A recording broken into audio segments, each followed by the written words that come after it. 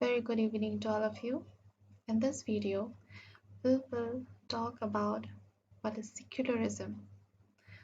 What do we understand by the concept of secularism, which is regarded as the soul of the Constitution of India? Here, secularism actually it is the principle of seeking to conduct human affairs, which is based on secular, naturalistic considerations. In most commonly defined, it is the separation of religion from civic affairs and the state, and may be broadened to a similar position concerning the need to remove or minimize the role of religion in any public sphere. The term secularism was coined by a British writer, reformer George Jacob Holyoake in 1851. He invented it to describe his views of promoting social order separated from religion without actively dismissing or criticizing religious belief. Secularism is a word which has its origin in the Western countries and relates to the separation of the church from the state, giving the state a position of neutrality between different religions, while at the same time guaranteeing all the citizens the right to profess of any of them. It is used not as opposed to religion but as divorced from all religious or religions having nothing to do with the conduct of the state affairs. It is generally projected as tolerance of all religions with special emphasis on the protection of minorities and preservation of communal harmony. The essence of secularism rests on the two basic principles.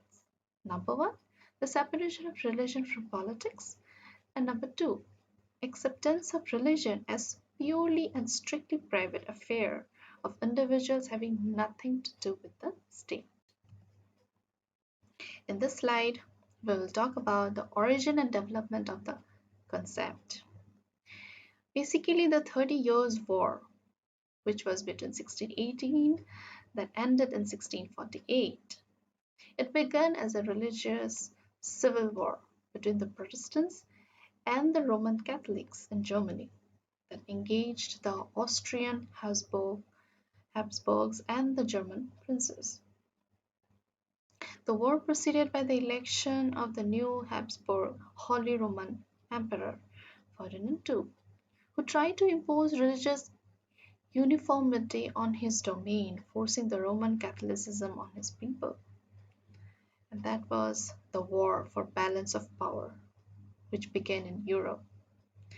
Then in 1648, just to end this 30 years war, the Peace of Westphalia was been signed, from which gave birth to the concept of sovereign state, which established a new system of political order for peaceful coexistence.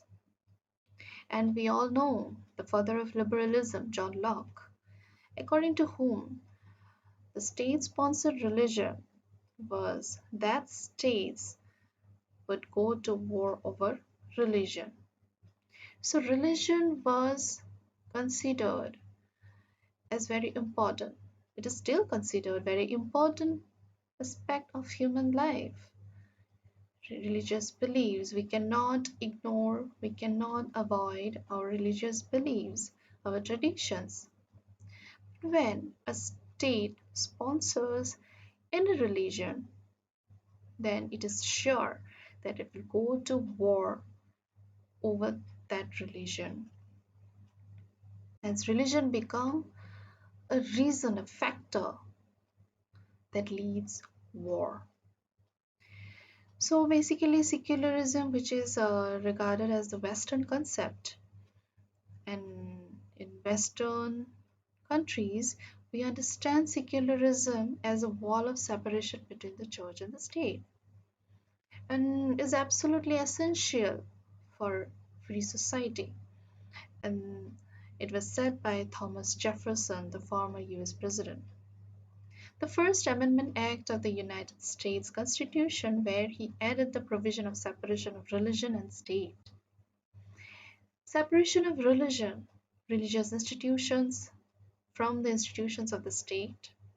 Freedom of conscience for all individuals, circumscribed only by the need of the public order and the respect of the rights of other individuals. No discrimination by the state against individuals on the basis of their belief. Now, if we understand from the Indian perspective, there was an ideological contest over the concept of secularism in India, where Gandhi, who advocated his philosophy, where he said Sarva Dharma Samabhava, that is equality of all religion. All religion should be treated equally. His belief was based on two things. Number one, India is deeply religious society and hence religion should play a role in public life. Here Gandhi directly said, he openly advocated that religion is very important in public life and we cannot separate religion from one public sphere. And number two, person's religion is important to him and he understands that it is true for others also. Whereas in contrast, if we talk about Nehru's ideology, where he said Dharma Nirpekshta. In his, from his perspective, secularism is Dharma Nirpekshta. Religion should become a private matter and should not play a role in guiding public life. So, which is completely opposite what Gandhi said. Gandhi said religion is a matter of public life, so it cannot be separated from a person's public life, where Nehru said, no, religion is completely a private matter, so it shouldn't come in guiding public life. It shouldn't play any role in a person's public life.